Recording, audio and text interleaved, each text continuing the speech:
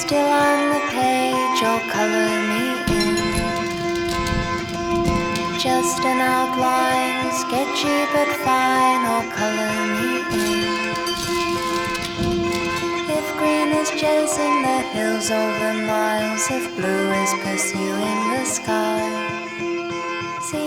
Broadcasts were an English band formed in 1995 in Birmingham.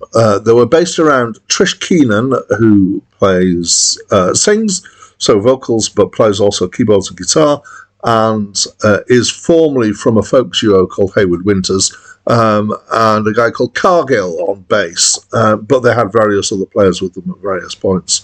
They're described as being psychedelia with a mix of early electronic music and sounds, and that they created 5 albums before they disbanded in 2013. Hi, my name's Dan. So this was the second album by Broadcast. It's my first encounter with them in any shape or form. I've never heard of them before.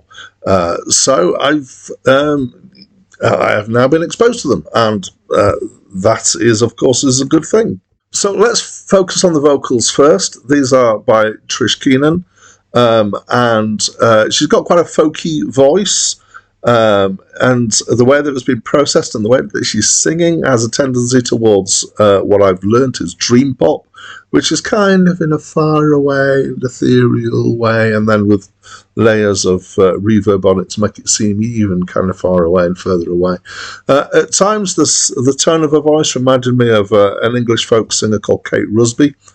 And then somewhere in the mix, there's often some kind of simple arpeggiated music going on, which I presume, again, is Trish playing.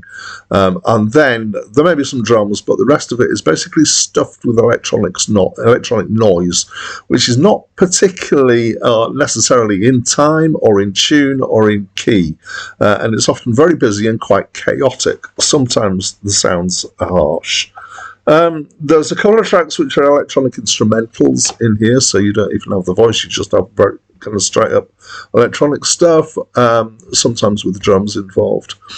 So I would describe this as, I've mentioned dream pop already, a mix of dream pop, noise rock, electronic and experimental, and at times it has kind of a feel of some of the experimental stuff that's been around, and not kind of similar sounding, but the kind of pacing of it there's a particular kind of stop and starty pacing that some experimental music seems to have.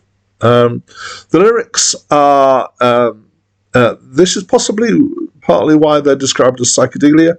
At times there's a certain tendency towards kind of banal and naive stuff. I want to be careful how I use those terms, because to my mind in this context, naive means kind of deliberately childlike, not lacking in sophistication, but kind of, there's one song which is called The Little Bell, which is a song about a bell and a clock and kind of everyday things, and it's that kind of thing that you used to get in the 60s. I mean, particularly songs by Syd Barrett, by Pink Floyd, were definitely kind of about little gentle pastoral fantasy things. Overall, definitely different. It's an interesting idea as an album to listen to. I wasn't hugely convinced. I thought it just sounded a bit confused, really.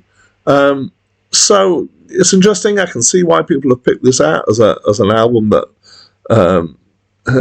maybe an interesting album to listen to, but I didn't find it that great a listening experience. It's okay, but it's not. I'm not raving about it, as you can tell.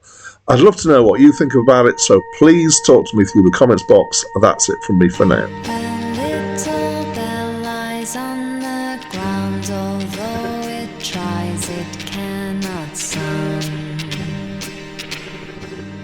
It used to